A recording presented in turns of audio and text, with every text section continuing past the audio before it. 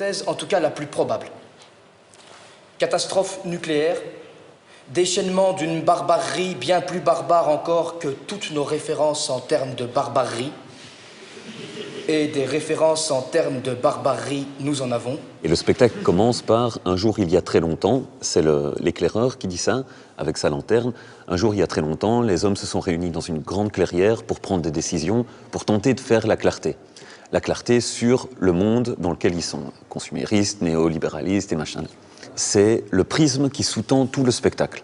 Ensemble, à 5, ils vont rejouer, jouer, découvrir des personnages qui se sont déclarés en rupture avec ce système-là.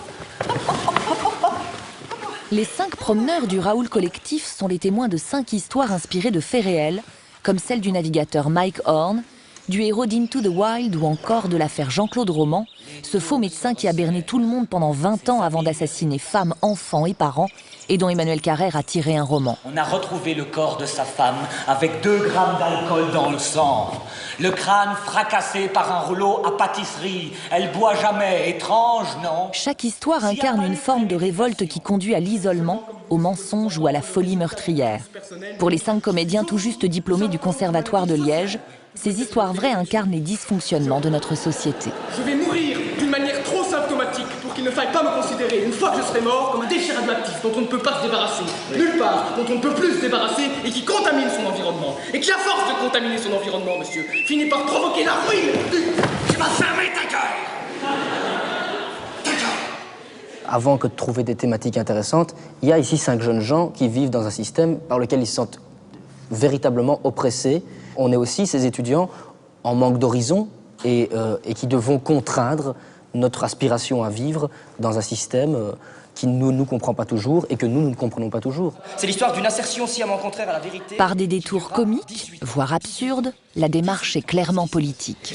C'est l'histoire d'une absence d'un geste, d'une absence de geste. C'est l'histoire d'une absence à un examen de médecine. Qu'est-ce qui s'est passé? C'est l'histoire d'un quintuple assassinat. Par rapport à un roman, par exemple, il y a quand même à se rendre compte d'une série de faits objectifs, de ce qu'on attendait de ce bonhomme, et de par où ça a commencé par un tout petit mensonge, qui en a amené un autre, qui en a amené un autre, qui est en arrivé là. Nous, on aime se rendre compte de ce genre de petits détails qui amènent à ces vrilles, à ces tourbillons-là. C'est dramatique que cet homme ait menti pendant si longtemps, comme c'est dramatique que tout le monde l'ait cru. De prime abord, la forme de cette pièce semble décousue avec ses histoires enchevêtrées, ses incursions musicales, ses lumières caverneuses. C'est un peu par accident que le Raoul Collectif travaille, mais au fil de cette promenade à la Monty Python, la cohérence apparaît.